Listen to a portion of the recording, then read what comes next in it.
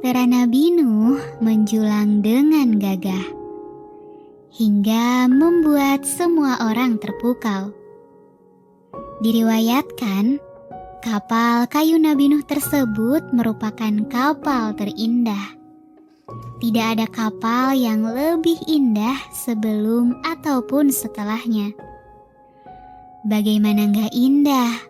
Proses pembangunannya saja langsung mengikuti petunjuk dari Allah. Kapal tersebut menjadi mukjizat Nabi Nuh loh.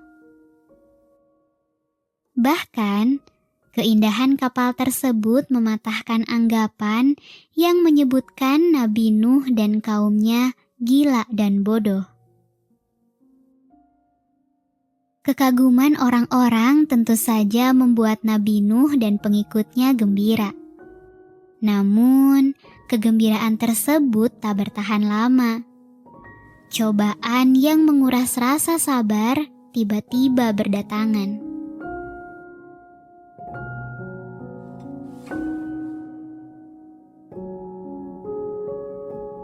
Semua berawal dari penolakan Nabi Nuh terhadap permintaan petinggi kaumnya. Saat itu, setelah menyaksikan kapal Nabi Nuh, para petinggi dan penguasa menyatakan mau menerima ajakan Nabi Nuh. Namun ternyata mereka meminta syarat. Mereka meminta Nabi Nuh untuk meninggalkan pengikutnya yang dipandang lemah dan hina. Mereka tidak ingin bergabung dengan orang-orang yang dianggapnya tak selevel dengan mereka. Tercatat dalam Al-Quran surat Asy-Syu'ara ayat 111, mereka mengatakan, "Apakah kami akan beriman kepadamu, padahal yang mengikuti kamu hanyalah orang-orang yang hina?" Mendengar pernyataan tersebut, Nabi Nuh tentu saja sangat sedih. Para pengikutnya yang jumlahnya hanya sedikit itu telah melewati banyak hal bersamanya. Mereka telah tulus dan ikhlas membela dan menemani perjuangan dakwah Nabi Nuh. Sehingga Nabi Nuh menolak permintaan petinggi kaumnya dengan tegas. Nabi Nuh mengatakan, "Bagaimana aku mengetahui apa yang telah mereka kerjakan? Perhitungan amal perbuatan mereka tidak lain hanyalah kepada Tuhanku, kalau kamu sekalian menyadari. Dan aku sekali-kali tidak akan mengusir orang-orang yang beriman. Aku ini tidak lain hanya pemberi peringatan yang menjelaskan." Pernyataan Nabi Nuh ini tercatat dalam Quran surat Asy-Syu'ara ayat 112-115.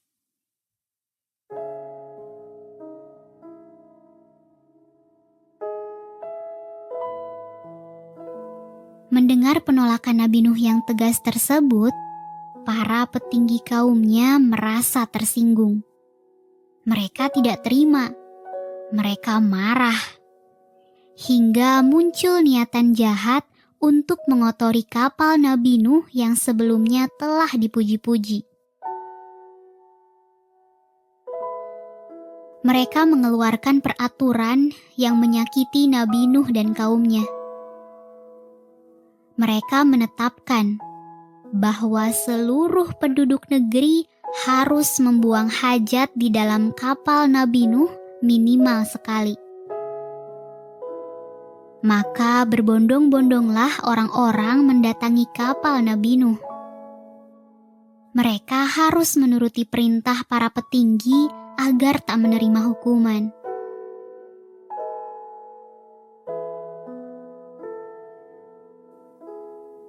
Hari demi hari telah berlalu sejak ditetapkannya peraturan yang menjijikan itu. Kapal megah tingkat 3 Nabi Nuh berubah menjadi toilet raksasa. Kotoran memenuhi seluruh pelataran hingga ke tangga-tangganya. "Wahai Nuh, terima kasih telah membuatkan toilet umum untuk kami," ujar mereka menghina. Nabi Nuh dan pengikutnya berpasrah. Upaya mereka untuk membersihkan kotoran yang berserakan sia-sia. Kotoran baru terus-terusan berdatangan. Nabi Nuh juga tak mampu mencegah orang-orang agar tak membuang hajat.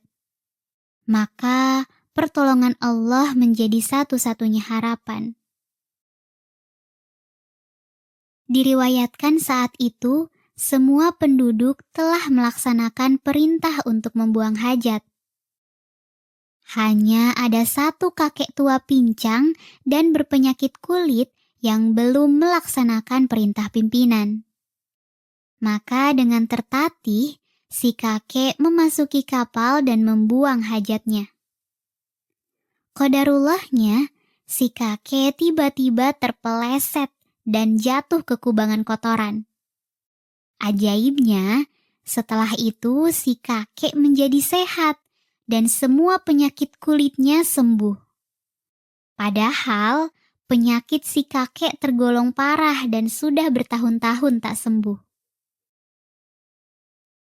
Orang-orang menjadi heran. Si kakek dengan senang dan bangga menceritakan apa yang dialaminya di dalam kapal.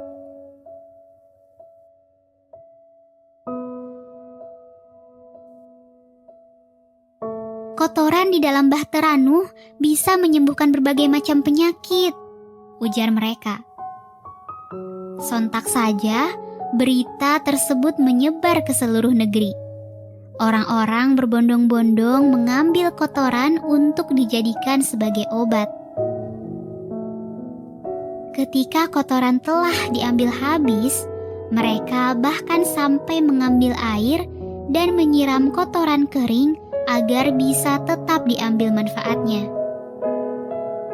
Hari demi hari berlalu dan kapal Nabi Nuh menjadi sangat bersih. Tanpa sadar, mereka yang sebelumnya membuang kotoran malah membersihkan dan mencuci kapal Nabi Nuh secara sukarela.